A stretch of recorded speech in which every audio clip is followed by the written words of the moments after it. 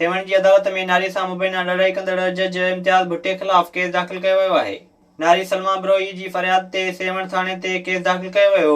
Case में जिंसी ज़्यादती ऐं public office जे ज़ाब्तनि ख़िलाफ़ इस्तेमाल वारा एक्ट शामिल कया विया आहिनि। नारी FIR में ॼाणायो आहे त पुलिस खे ॾिनल बयानु बिल्कुलु सचु हो। सिरिन जो चवणु आहे त जज इम्तियाज़ भुट्टो पंहिंजे पाड़े जा मौज़िद माण्हू मेड़ वठी राजूनी करण लाइ शहजादकोट जे ॻोठ फैज़ मोहम्मद ब्रोही पहुतो, पर वारसनि ठा करण खां इनकार करे छॾियो। बांदी वेझो सिमन नाले खे गारो पवण सबबि बीठल फसल पाणी हेठि अची वियो।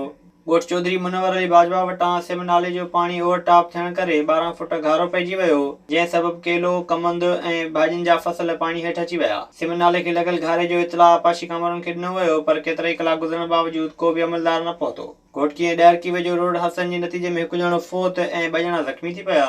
ॾाहिरकी जे रेती रोड ते 2 मोटरसाइकिलुनि में आम्हूं साम्हूं टकर सबबि 15 वरनि जो असद अली काज़ी फौत ऐं 1 ॼणो ज़ख़्मी थी पियो। घोटकी लॻ महमूदपुर में टालर जे मोटरसाइकिल खे टकर में 1 ॼणो ज़ख़्मी थी पियो। हादसे बाद लाश ऐं ज़ख़्मियुनि खे इस्पताल नियो वियो, जितां 1 ज़ख़्मीअ खे सखर मुंतक़िल कयो वियो। कोसपुर जे कचे वारे इलाइक़े में सिंधु दरिया मां ॻोठाणनि खे अंधी बुलण मोल हालत में अचाई। ॻोठाणनि चवणु आहे त हू सिंधु दरिया वटां काठियूं वठण लाइ विया हुआ त खेनि मोल हालत में बुलण नज़र आई। सिरिन जो चवणु आहे त मोहननि पारां मच्छी मारण लाइ दरिया में ज़हर उछलाइण सबबि अंधी बुलण जो मौत वाक़ियो थियो आहे। जंगली जीवत खाते खे इतला ॾियण बावजूदि इंतज़ामिया पारां के बि जोॻा उपाउ न वरिता विया आहिनि।